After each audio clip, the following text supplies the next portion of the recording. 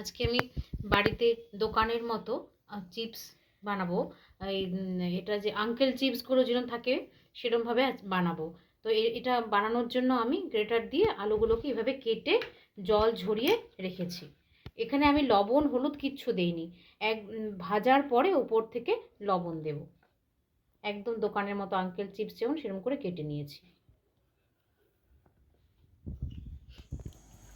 আমি কড়াতে তেল বসিয়ে নিয়েছি, এখানে রিফাইন তেল দিয়েছি।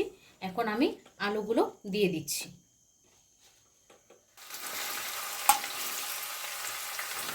একটু বেশি করে তেল দিয়ে একবারে কিছুটা আলু দিয়ে দিলাম।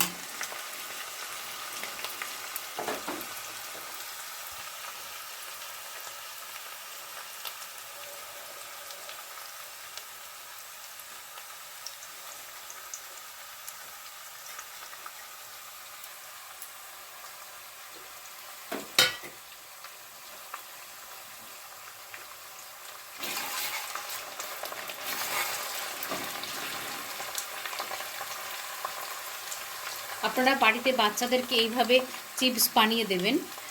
দোকানের চিপসগুলো তো প্যাকেটিং যে চিপসগুলো থাকে সেগুলো খাওয়া তো বাচ্চাদের জন্য খুব ক্ষতি।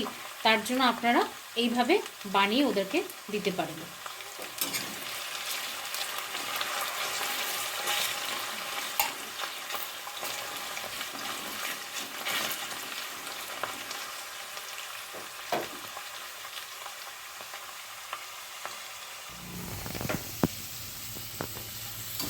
দেখুন পুরো কটকটা করে ভেজে নিয়েছি, এখন আমি তুলে নিচ্ছি।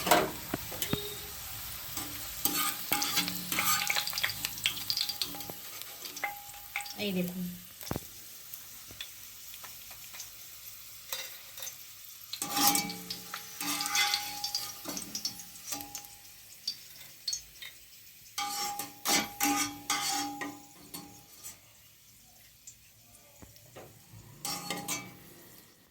পুরোটা আমি নামিয়ে নিয়েছি। দেখুন কি সুন্দর কটকটা হয়েছে, এই দেখুন পুরো কটকটা হয়েছে।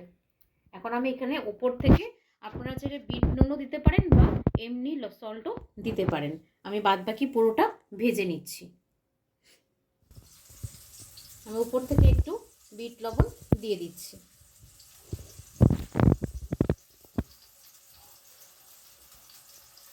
আপনারা চাইলে এখানে এমনি লবণও দিতে পারেন।